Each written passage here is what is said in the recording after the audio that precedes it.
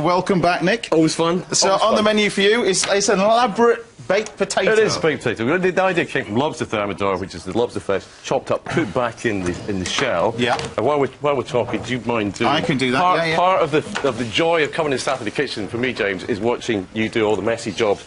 Well, I get to do the nice bits. I'm going to put this on because it's. Nice shirt. Yes, you wouldn't. I'm going to get caked. It's because they can be quite messy when we do it. So lobster. This is obviously West Coast, East Coast. Scottish lobster. It's brilliant all the way up there, Yeah, all right. Even up in the north, you get lobsters. Yeah. We do have the best lobsters in the world. The sauce, very simple. A little bit of. It's still alive. It's very dead. There you go. I can assure you. Very simple sauce. So double cream. Yeah.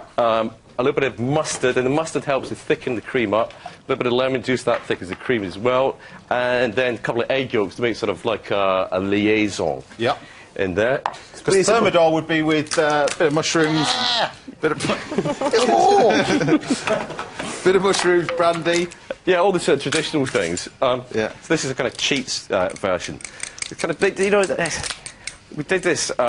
Paul Rankin and I did a telly series this summer. It hasn't gone out yet. Right. And we did it on that, and he was been a bit, you know, baked potato with lobster. You know, that's not very adventurous, not very clever. Yeah. But actually, it's one of these things that just eats really, really well. So, mustard, cream, bit of lemon zest. But when you think of lobsters, people think they're quite expensive. But you know, if you pick the season, certainly if you get them in the right place, yeah, they're inexpensive. I was up in Cumbria, and these were sort of at £5 for. Really, I mean that's fantastic value. Yeah. The supermarket, some of the supermarkets sell frozen lobsters in a big sort of tube of kind of seawater. Right. They're about £5 as well. But you could use crab meat, or you could use king prawns. Yeah. You know, you can ring the changes. Plenty of lemon juice, about the juice of half a lemon or so in here. And we're going to serve it with a little salad, that's a crunchy little cucumber, tomato, herby salad with some. Now tell us about the cook schools then, because last time you were here, they were expanding. Yeah. Yeah. Well, we have secured a second site up in Aberdeen. Right. And the Aberdonians, they love their food up there. I mean, they've got fantastic produce. And also, Aberdeen is still kind of booming, you know. That whole oil thing has just sort of kept that as a really sort of buoyant economy. So hopefully, that's good. But food to choose from, you have got some of the, you know, one of the best food larders in the world, haven't you? Yeah, well, you've got Scotland. the stuff from the sea, you've got the stuff from the hills, you've got the stuff from the rivers, and of course, great agriculture up there as well. Yeah. So very much looking forward to Aberdeen opening up in April. Yeah. That's sort of keeping the wool from the door at the moment. A little bit of parmesan in here. Now, run us through that sauce again. So you've got Double cream, mustard, lemon zest, lemon juice, parmesan. All nice things to eat. And you put the egg yolks in at the end, just taking it off the heat. Yeah, just take it off the heat, otherwise they scramble a little bit. Yeah. So it sort of thickens up really nicely. And then we just need the diced lobster flesh to go in there. Baked potatoes. The easiest way to get the meat out of basically the joints here is using a little lobster pick, but you can use a little spoon, can't you, really? Or the handle of a teaspoon is what I tend to use, because I haven't got a posh lobster pick like you have. Now, James, we're going to have some guest chefs up at the Cook School over next year. Yeah. We did a little poll to see who all our customers wanted. Guess who was top of the list? Go on.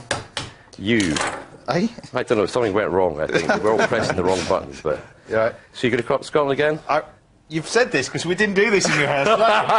We had a question now. Yes, I'll be there. Yeah. Well, you liked it up, didn't you? I did. I thought it was amazing. And you know, what was amazing when you took us out mushroom picking. That was just an amazing day. You went on that little boat that you've got. It's brilliant, fantastic. Right, how's the lobster flesh coming on? It's nearly there. Okay, well that can go in there. I'll start on the salad while you're doing that. There you go. Do you get up to Scotland much?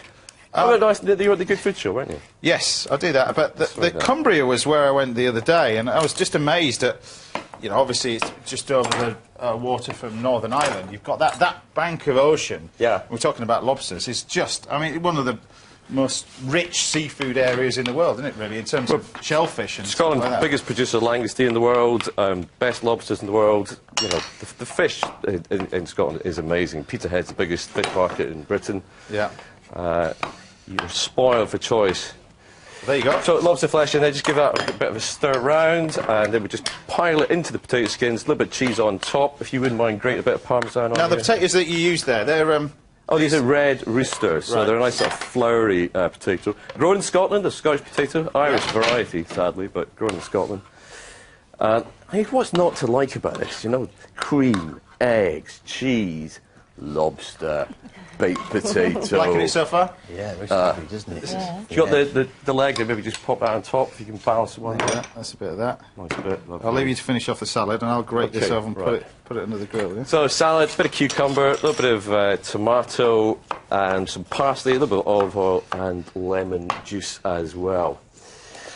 So you're going to ask me how the restaurant's doing? I wasn't going to, but no, I was going to grate this cheese. But how's the restaurant going? Well, yeah, it's going well. With the kill yard that we run in the Dunblane Hydro, we're just doing another 3 years for Hilton there.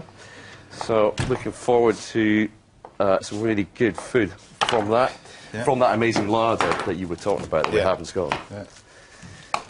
Right. So now you can keep these shells as well, can't you? Because they're great soups. I've said about the soups on the show using. Totally agree with you. I mean, you mentioned langoustines, and it's one of the things that we should be eating more of, I think, because we used to use them for scampi, but we export so much of them. 95% of all the stuff that we get gets exported. And you know, how can somebody in Europe enjoy a langoustine better than we can? Because we get it on a doorstep the day it comes out of the ocean. Talk to us about Europe at the moment. Oh, anyway. yeah. Remember, you can ask us questions into the show. They call this number. That's 0716 41 41 41. Calls cost 10p a minute from BT Landline. Mobiles and other networks may vary. And if you just put your questions to us live a little later on.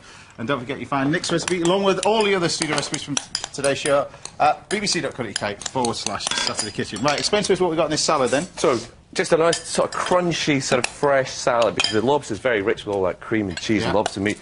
So, some tomatoes, some red onion, a little bit of cucumber, peeled, de-seeded and chopped the cucumber, some fresh herbs, a little bit of parsley, some olive oil, a bit of lemon juice, and just pile that in the centre of the plate. And then the lobster, which should be gratinated under the grill as we speak, and be golden and bubbly and luscious. Not quite ready yet. But this is a dish. They call it kachumber. Kachumber? Yeah, kachumber. What's this? It's a rough chop, rough chop salad, you know. Just True story. When I was talking to Sandy Kitchen about what I was going to do, I said, I made this amazing turkey curry the other day. And I said, can I do it with flatbreads? And he said, do you know who's coming on the show? Maybe not. Maybe lobster. Maybe lobster for me. So what's this called in Indian? kachumber. Kachumber. It's a rough chop, yeah. You've kind of invented all this stuff before we do it here, haven't you? How old is Indian cooking? As old as India, probably. Hundreds of years old. Yeah. Right. Right. So, one of us has to pick this up with asbestos fingers. There you go. Sit it on there. Fantastic. Looks good to me. So remind us what that is again? That's a little lobster baked potato with a Kachumber. Kachumber salad. There we go. Easy as that. Easy as that. Looks delicious. Kind of a twist on a little thermidor that we're saying. The same flavours in there. There you go. First dish, breakfast. There you go. Yes. What do I do? Try it a bit. Do you like lobster? I love lobster, yeah. But I mean, it's so expensive, isn't it? Unless you go to Iceland. Can be, yeah, if you can find it. Yes. You mean the country or the... I wouldn't know what to do with it. I mean, when I was a kid, I had a job in a pub. Right. And they did used to do lobster thermidor, but my job was to take the cling film off it. That looks fantastic, really good. It's good, isn't it? Yeah. Was I supposed to eat that? Yeah, absolutely. Should I pass it down? And the great thing about that, you can do that for Christmas, nice little... Yep. I mean, you can make them up in advance, let them go cold, and then put them through the oven. Yeah. Just a really hot oven, about 5 or 6 minutes. Brilliant. There you go. Right, we need some wine to go with this. We sent our wine expert, Tim Atkin, to Lincolnshire this week, so what did he choose to go with? Nick's Splendid Spud.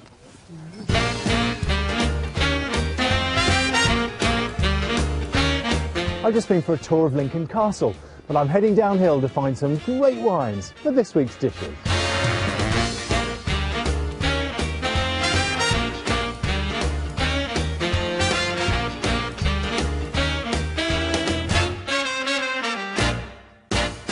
I tell you what, Nick, this is the poshest baked potato I've ever heard of, and I'm determined to do it justice. Now, lobster's quite a delicate flavour, so I don't want something that's too oaky or overpowering. I've got a couple of suggestions. One could be something like this Falangina from Naples, but the wine I've chosen works even better with this dish.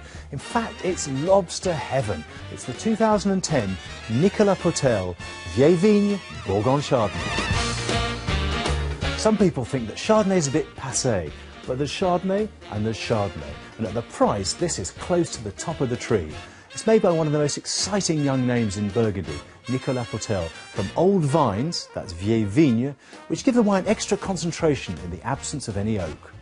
On the nose, this is restrained and slightly nutty, with a hint of lemon zest and just a touch of buttery creaminess behind it. On the palate, this wine works beautifully with the dish for 3 reasons. First of all, it's delicate enough not to overwhelm the lobster. It's got enough texture there to work really nicely with the cream, the potato and the cheese. And thirdly, the acidity in the wine keeps the wine alive on the palate and partners the cherry tomatoes in the salad. Nick, I reckon this is one of the best white Burgundies I've ever had at the price. You've got to love it.